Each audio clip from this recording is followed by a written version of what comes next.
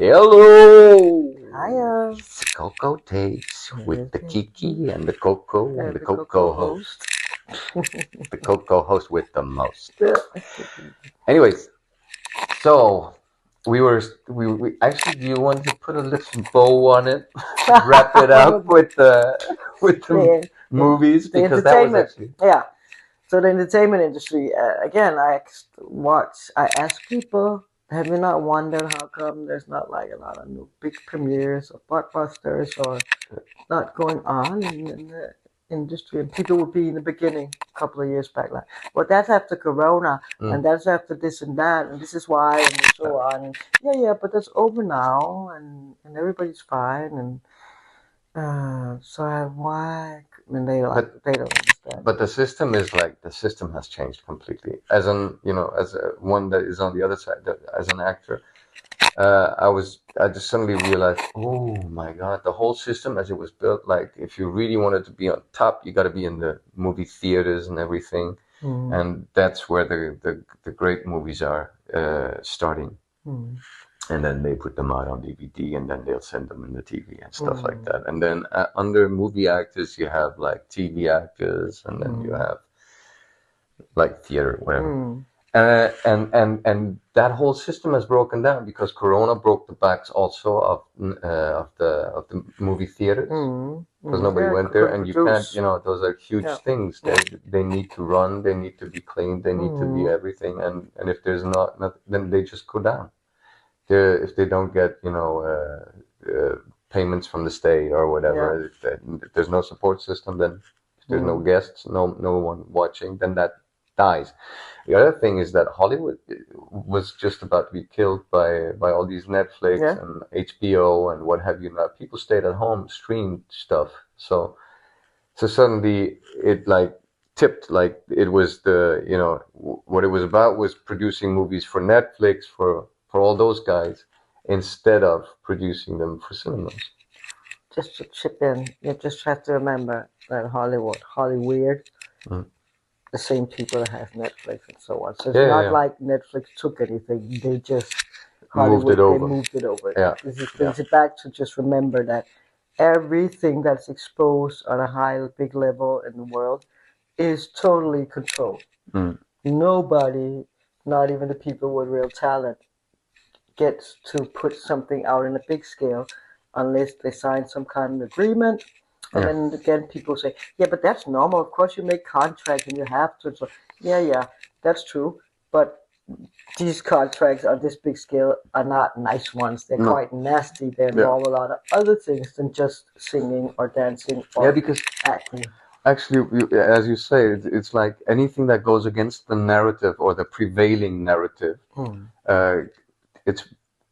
I've before they used to be more like independent movies that might, really suddenly, create a whole new genre or whatever. And now you almost don't have that no more. Now you just have the prevailing thing, and whatever is maybe groundbreaking is still within the frame of it has to serve the big narrative, because we have, with all the medias as they are now, the streaming platforms and stuff like that, you have centralized stuff, as done with the media too. I mean, the media is getting more and more centralized too, right? Did you see that one where they showed all the news presenters saying almost reading from exactly the same script? And it was like a whole screen full of them. Like first it was 10, then it was 20, then it was 40, 60 screens with people parroting exactly the same words. And this is so interesting because I remember when it was Corona, it was lockdown, whatever, we would still use, like, we call it staycation. I love that. So I have a hotel in Copenhagen and I would go and like just launch out and invite friends over. Yes, we did. We had parties in the hotel room, but it was clean, right? They cleaned it after and before, so okay. Anyway, and then one morning I was alone. Doesn't happen often, no. And I decided I was going to do like in the old days when I traveled. I would like order in breakfast in bed and I would watch TV. No, I don't have a TV. And I turned it on, BBC, that I used to watch. And they said all this blah, blah, blah. CNN, saying blah, blah, blah. There's a French, what, RTL, whatever, and I went on, and they were all saying the freaking same. I was like, I just took the remote, shut it off, and talked to the motherfuckers. I thought, now I'm not doing this. And it's so funny crazy. because it really feels like somebody's sitting there on the screen with it here. Yes. Have this. Yes. And this is good for you. And you get a big, it's like, so, and these videos you talk about what people have like cut it all together to show. And I show it to some of my friends that live a normal life, as we say. The muggles. Yes, and they're just like, it's like they don't see it. No. It's fascinating. What do you really. mean? Yeah. Okay. Yeah, it's just a coincidence. Yeah. It's just a coincidence. Yeah. Just like I just showed them this because I'm into this new wellness product, and I showed them like the health ministers around the world, and they're all, not all, many of them. Yeah. I'm like, how can you have this kind of person Being talking about the minister, like the top of this, the top of the chain? Yeah. Oh yeah, but some people, they keep excusing every time. Like they don't say like, what the hell? Yeah. That's weird. Like, and that's true. It's like, So I've given up. Forget it. Yeah. The movie industry, the entertainment is not really. I haven't actually been in the cinema for like 4 years since Corona, for two reasons. One, there's not been anything I wanted to watch. Well, and of course I missed the sensation of sitting. And it could be nice. We have a really nice one, local one with more tables and lights. And then the second reason was that's the frequency thing. I don't want to sit in a room with so many people anymore.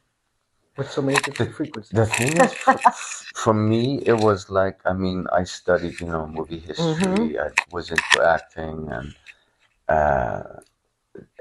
had great love of movies. Grew up with movies. They were like my go-to world and everything. And it was really amazing. That was like the hardest thing to realize suddenly, that it was like from one day to the next, it turned bland. It's like, suddenly what you thought was spicy and nourishing and fulfilling suddenly turned into bland oatmeal that had been microwaved or something, like really the worst thing. And the other thing was that I kept on seeing like the really obvious forms of programming, the really obvious forms of playing my emotions as if they were, as if some really bad piano player was playing me like a piano. Yeah. And I would be, almost insulted by watching these movies that I had thought were classics before. And like also the black and white thing, which was like my go-to thing.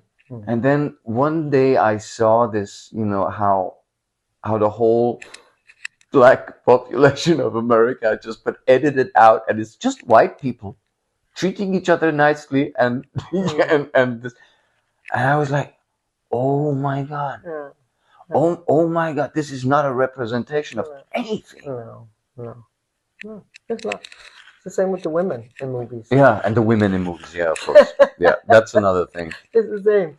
The worst thing I ever did. This one, it was really good. For some reason, I just thought, okay, let's give those classics a chance again. And then I stumbled on, what's it called? The one, Gone with the Wind. Oh, God. Oh, my goodness gracious me. There are black actors in that. Yeah. And I thought, oh, my goodness. Yeah. They were like forced to portray themselves as so stupid, talking baby language. And then I even forced myself to watch the making of and stuff like that. And then watching the nanny character, this big, wonderful black actress with tons of authority and real presence. And she was the first to receive an Oscar. And then seeing that they had given her her own table because there was no mixing. Yeah. So she was allowed, as into the ceremony, but she had to sit by her own table, then walk that long walk amidst all these privileged white folks, pick up her and give a little speech about how the Academy was so kind to actually acknowledge her race, and she saw this as a great honor. and then walk all the way back again, that long walk. I was like, oh. And knowing that her speech has been controlled, by the way, too. They looked it over before to allow it. They checked it. To allow they checked it, what's been said. Yeah. But that industry is just sick, and it's always been sick, and it's always just been meant to entertain, to distract us. Yeah. It's all about distraction. And on the next one, I think we should get into distract us from what? Yeah, exactly. Wouldn't that be nice? That's a good one. Yeah, let's do that. Okay. So I think that's enough. Should we give them the old spiel about like, subscribe, share, comment, question. Do your own research. And with the comment thing, it's really good if if you feel like, oh, couldn't the Coco tapes talk about this and that? Just come with some suggestions, whatever.